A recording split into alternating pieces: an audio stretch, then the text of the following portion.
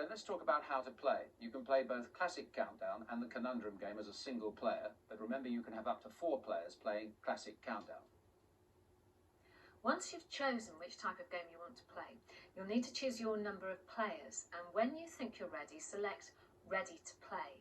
Now make all of these selections using your DVD remote control.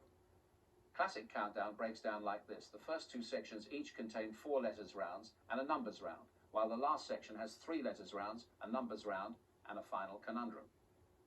For the letters round, I'm going to put a selection of 9 letters onto the board, and then Des will start the clock, and everyone will have 30 seconds to come up with the longest word you can from the available letters.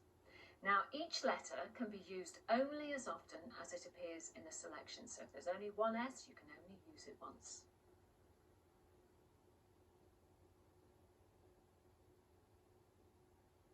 Okay, write down the longest word you've found during the round to avoid problems if you've both got the same one. We don't want any disputes from you competitive dads out there, do we?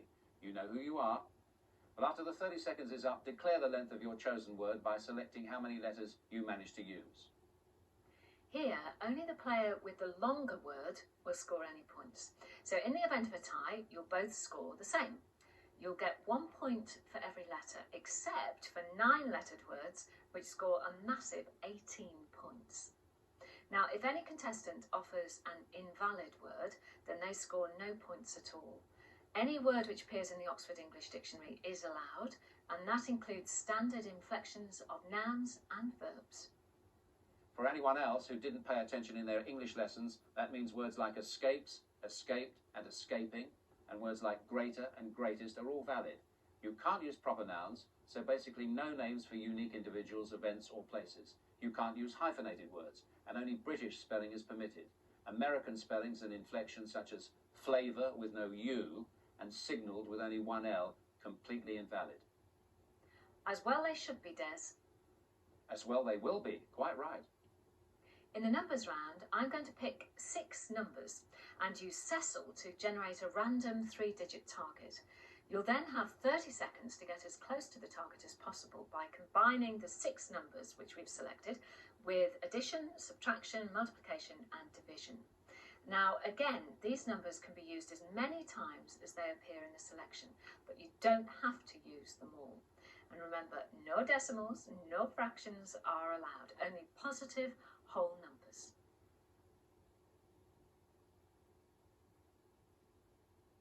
Points are awarded for the closest solution, and both contestants score if the solutions are equally close. At the end of the numbers round, you must select how close you were to the target. 10 points are given for an exact answer, 7 for a solution up to 5 from the target, and finally 5 points for a solution between 6 and 10 from the target. If no one can get within 10, no points will be awarded. So for example, if the selection is 75, 50, 2, 3, 8 and 7, and the randomly generated target is 812, player 1 declares 813, while player 2 declares 815.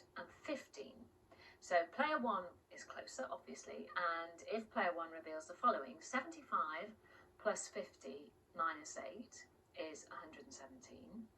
Then multiply 117 by 7, that gives you 819. Then 3 times 2 is 6. Take that away and you end up with 813. So player 1 would score 7 points. For the last round, the board will revolve to reveal the conundrum, a jumbled 9-letter word. You will have 30 seconds to find the word. The first person to shout out with the correct answer is is awarded 10 points. But each player may guess only once.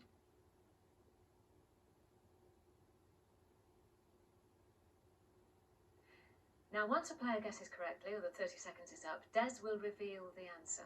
Each conundrum will only have 1 solution. And I think that's about it. So let's play Countdown. Best of luck.